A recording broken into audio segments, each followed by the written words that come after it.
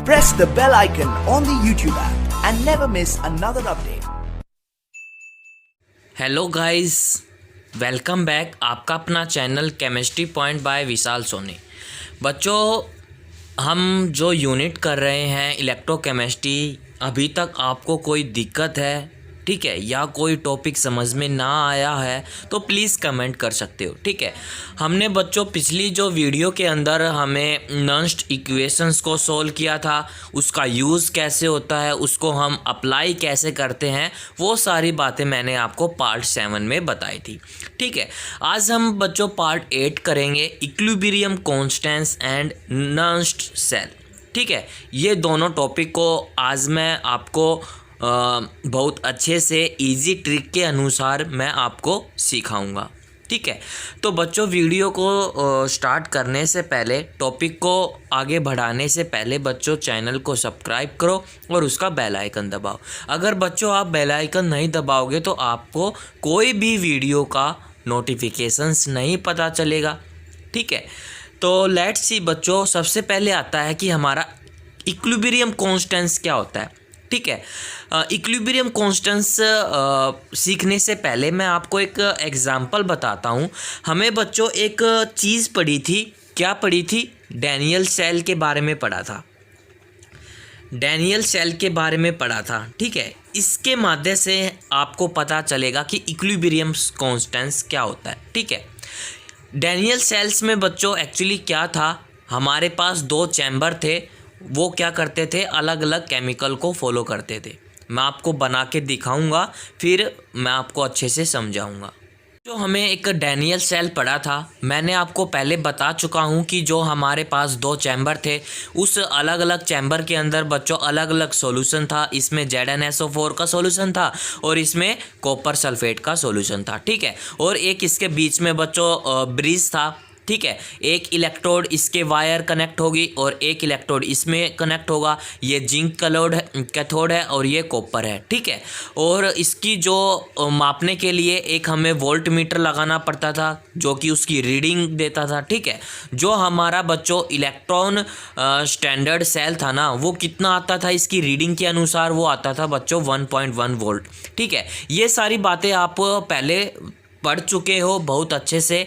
आप मेरे को एक चीज़ बताओ, क्या ये चैम्बर लाइफ टाइम चल सकता है, ठीक है? क्या ये जो चैम्बर है, क्या ये इन्फिनिटी टाइम चल सकता है? प्लीज़ बताओ मेरे को कमेंट करके, ठीक है।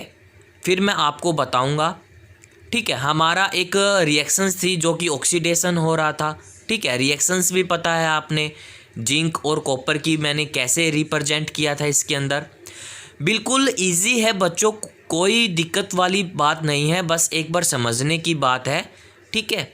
बच्चों आगे क्या होगा कि जब देखो, जब जिंक का ऑक्सीडाइज होगा तो क्या होगा, जिंक का जो मेटल है ना, वो लगातार 2 इलेक्ट्रॉन जोड़ के सॉलिड से एक्वस में चला जाएगा, ठीक है। मतलब जो हमारा सॉलिड है ये किसके फॉर्म में चला जाएगा, एक्वस में के फॉर्म में चला जाएगा, ठीक है। अगर ये सॉलिड से एक्वस के फॉर्म में गया तो बच्चों जो हमारा जिंक का जो साइज है ना, ये बच्चों सिकुड़ने लग जाएगा, मतलब पतला होने लग जाएगा। तो यहाँ जो होंगे जिंक डायपॉजिटिव इकट्ठे होने लग जाएंगे, ठीक है। बहुत सारे सॉल्यूशंस इसमें किसके होंगे, जिंक के, ठीक है। जिंक डायपॉजिटिव उसके सॉल्यूशन इकट्ठे होने लग जाएंगे।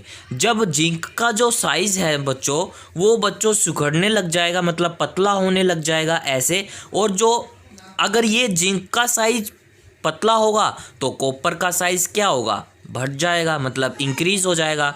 जो ये मेटल का जो रॉड है, इसके जिंक के इलेक्ट्रॉन बच्चों जब आएंगे इसके पास, तो यहाँ इसके पास चिपक जाएंगे और यहाँ क्या बनाएगा, कॉपर डायपॉजिटिव का सॉल्यूशन बनना स्टार्ट हो जाएगा, ठीक है।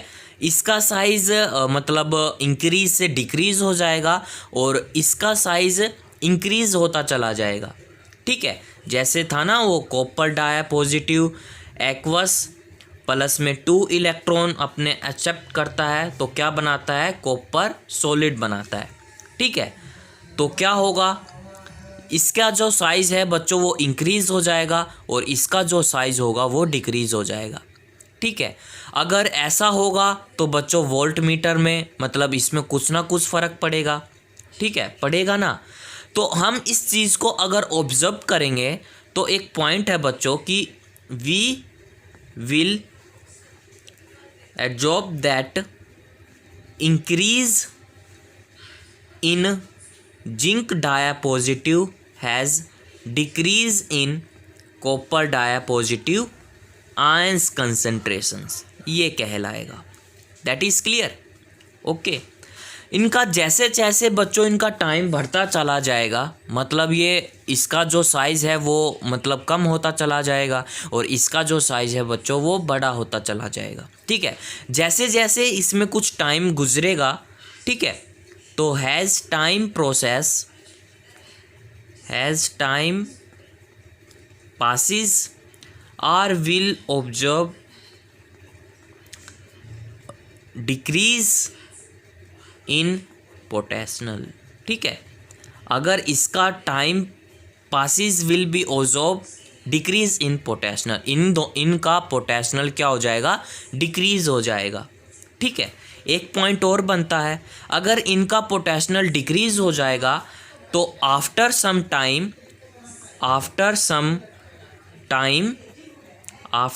Time the cell seems to be stop. जो इसका सेल का जो टाइम होगा, सेल जो काम करता है वो क्या हो जाएगा, स्टॉप हो जाएगा, ठीक है, स्टॉपिड, ठीक है। इसी को हम कहते हैं बच्चों इक्विलिब्रियम कंडीशन, इक्विलिब्रियम कंडीशन कहते हैं, ठीक है। इसी को हम कहते हैं बच्चों equilibrium condition. That is clear, यहाँ तक कोई दिक्कत? मतलब ये कहना क्या चाहता है कि जब भी अगर इसका पोटेंशियल बच्चों डिक्रीज़ होगा तो इसमें जो हमने इलेक्ट्रॉन सेल 1.1 वोल्ट लिया है तो वो भी डिक्रीज़ हो जाएगा, मतलब इससे कम होने लग जाएगा, 0.52 इतना होने लग जाएगा, ठीक है। तो एक्चुअली ये कहना क्या चाहता है कि जैसे जैसे जिंक का साइज़ कम होगा वैसे वैसे कॉपर का साइज़ इंक्रीज़ होते लग जाएगा, ठीक है। उसी चीज़ को हम क्या कहते हैं, इक्विलिब्रियम कंडीशन, ठीक है। After some time is cell seems to be the stopped, ठीक है, और उसका पोटेंशियल जो होगा वो डिक्रीज़ हो जाएगा। एक बार और समझा देता हूँ कि जो हमारा इक्विलिब्रियम कांस्टेंस है, इक्विलिब्रियम जो हमारी कंडीशन है, एक्चुअली ये क्या कहना चाहती है बच्चों। सिंपली सी बात है कि जब जो जिंक का जो साइज़ है बच्चों वो कम होता चला जाएगा, मतलब जो इसका कंसंट्रेशंस, आयन का कंसंट्रेशन बढ़ेगा तो इसका कॉपर का घटेगा, मतलब जो इसका सॉल्यूशन है अगर ये इसका साइज़ डिक्रीज़ होगा तो इसका साइज़ जो कॉपर है वो इंक्रीज़ हो जाएगा, ठीक है। और इंक्रीज़ होने के कारण बच्चों जो सेल जो हमारा काम करता है, जितना ज़्यादा सेल काम करेगा बच्चों वो नीचे चला जाएगा, मतलब जो सेल का जो काम है बच्चों वो डिक्रीज़ हो जाएगा, ठीक है। सेल काम करना बंद कर देगा, मतलब स्टॉप हो जाएगा, ठीक है। इसी स्टॉप की वजह से जो इसका पोटेंशियल है बच्चों वो भी क्या हो जाएगा, डिक्रीज हो जाएगा, ठीक है। अगर हम इक्विलिब्रियम कांस्टेंस की अगर बात करते हैं, ठीक है, और उसका जो पोटेंशियल है वो क्या हो जाएगा बच्चों, वो E cell is equal to हो जाएगा हमारा 0, मतलब जो इसके ऊपर कोई भी पोटेंशियल है वो हमें कुछ भी नज़र नहीं आएगा और उसका जो पोटेंशियल है बच्चों वो क्या रहेगा, 0 रहेगा, ठीक है। अगर मैं आपको मान के चलूँ कि जो इसका E cell is equal to 0 है, ये कौन सी कंडीशन बन गई बच्चों, ये कंडीशन बन गई हमारी नॉन स्टैंडर्ड वाली कंडीशन, ठीक है, नॉन स्टैंडर्ड वाली कंडीशन बन गई, ठीक है। अगर हम जैसे इसके कंपेयर करेंगे, ये क्या है, ये हमारा स्टैंडर्ड पोटेंशियल वाली कंडीशन है, ठीक है। ये वाला तो होना ज़रूरी है, अगर स्टैंडर्ड है तो वहाँ पर बच्चों 1 मोल होना कंपल्सरी है, ठीक है। अगर बात करो कि जब जिंक का जो है ना, जिंक का अगर साइज़ कम होगा और उसका जो सॉल्यूशन है आयन का कंसंट्रेशन बढ़ेगा और कॉपर का कंसंट्रेशन घटेगा, तो ये 1 मोल होना निश्चित है। क्या ये 1 मोल पे ही टिका रहेगा बच्चों, मेरी नज़र में ये नहीं टिका रहेगा, ठीक है। तो मैं आपको कह सकता हूँ कि जो भी हमारा स्टैंडर्ड पोटेंशियल सेल है बच्चों वो 1.1 वोल्ट ही रहेगा, मतलब ये 1 मोलर के कंडीशन पे चलेगा, ठीक है। ठीक है, इसी कंडीशन को हम कहते हैं बच्चों इक्विलिब्रियम कंडीशन। ठीक है, अगर सेल अगर हमारा काम करना बंद कर देगा तो वो जो उसका पोटेंशियल होगा वो बच्चों E cell is equal to 0 होगा। ठीक है, ओके, दैट इज़ क्लियर। इतना आपको समझ में आया, उसी को हम कहते हैं बच्चों बच्चों आगे चले।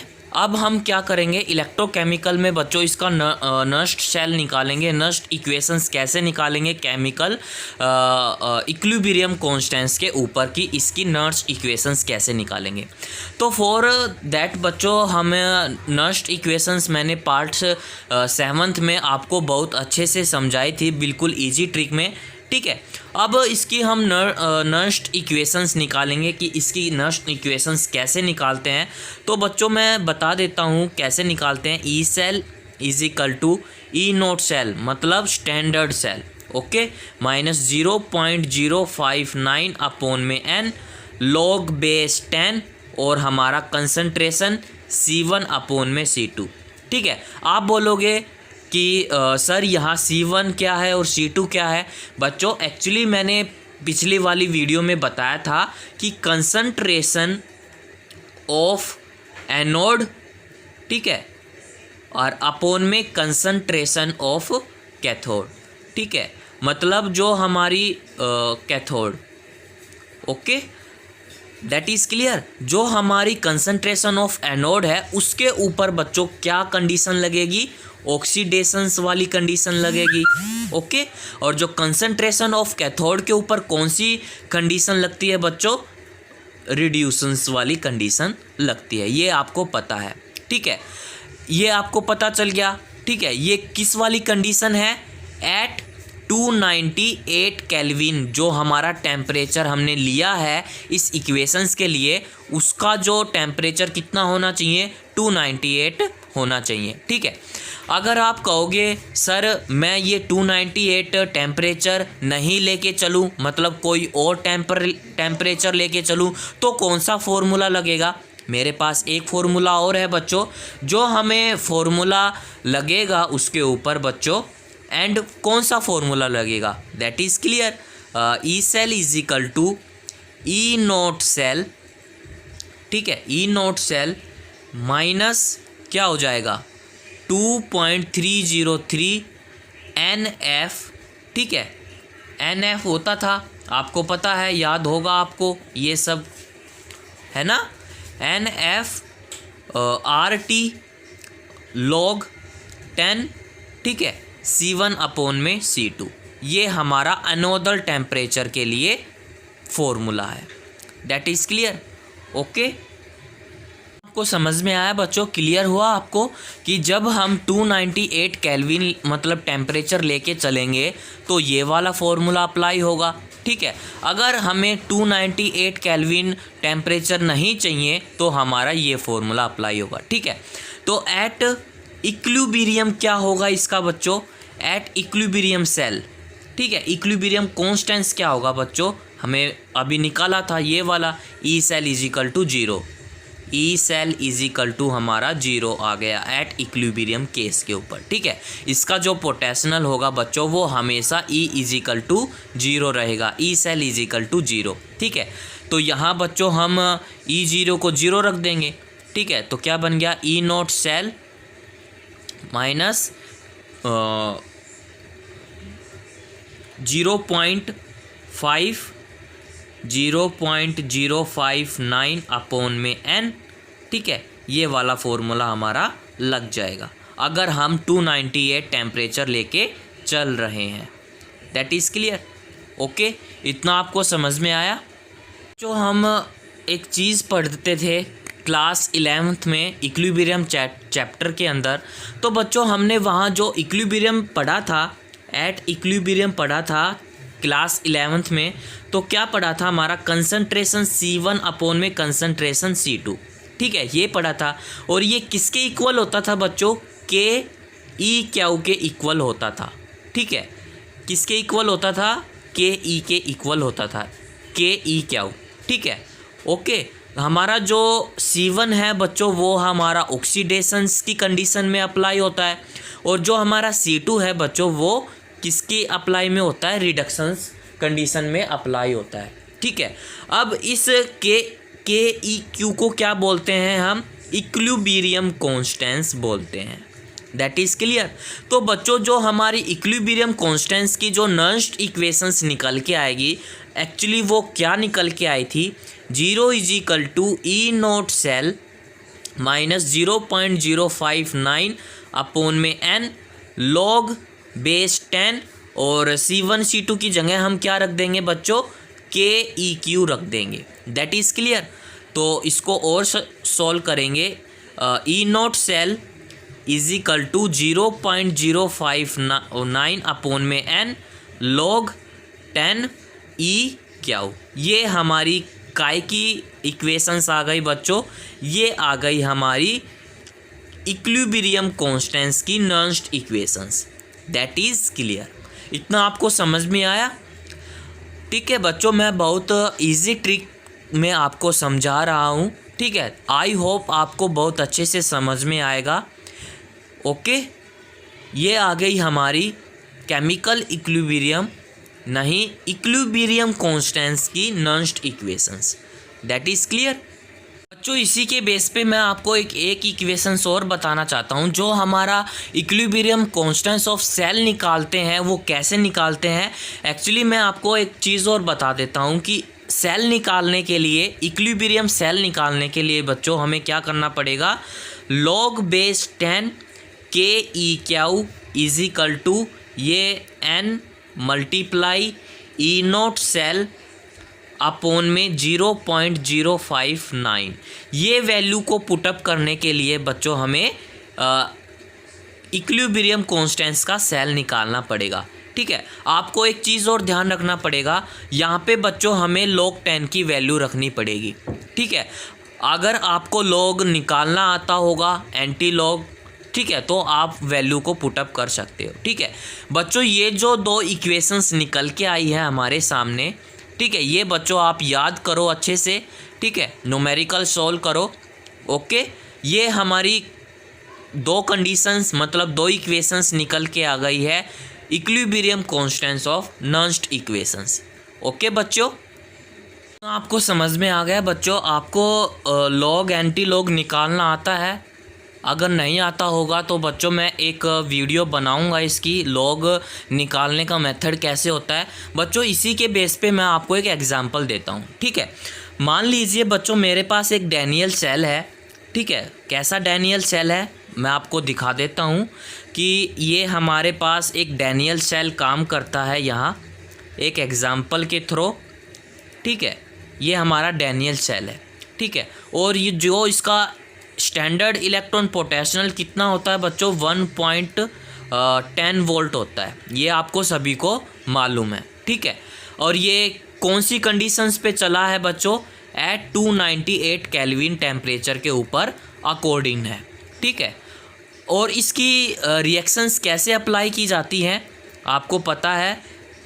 जब जिंक अपना इलेक्ट्रॉन को ऑक्सीडाइज करता है, ओके, तो कॉपर उसी के ऑक्सीडाइज इलेक्ट्रॉन को एक्सेप्ट करके ये बना देता है खुद को। ठीक है, आप सभी को पता है।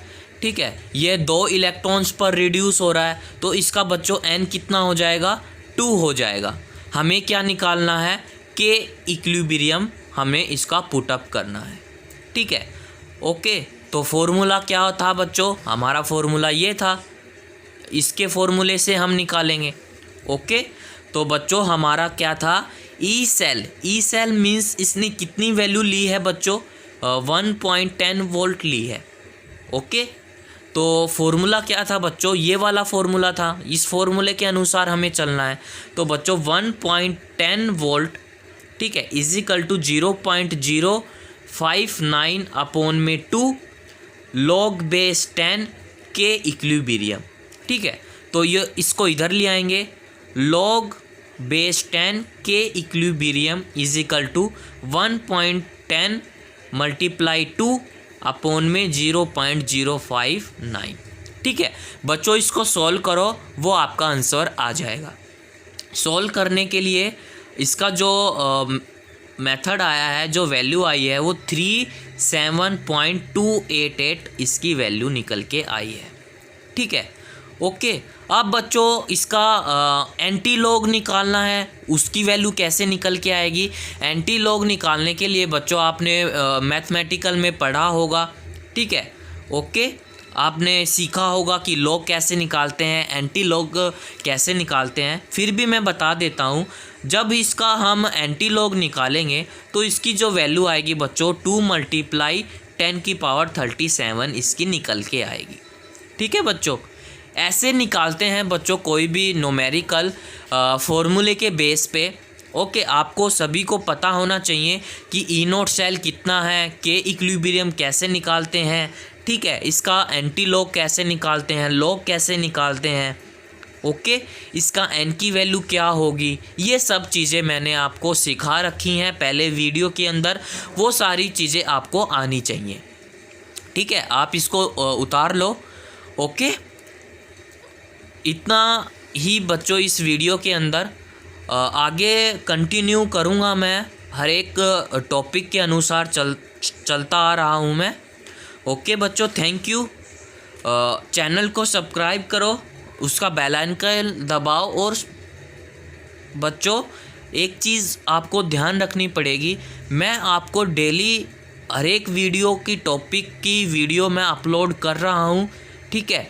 और आप इस वीडियो को कंटिन्यू करो, आप अपनी नोटबुक में उसको उतारो, अच्छे से रिवाइज़ करो, वीडियो को 2-3 बार देखो, समझो, फिर जाके आप अपने न्यूमेरिकल की प्रैक्टिस करो। ओके बच्चों, थैंक यू।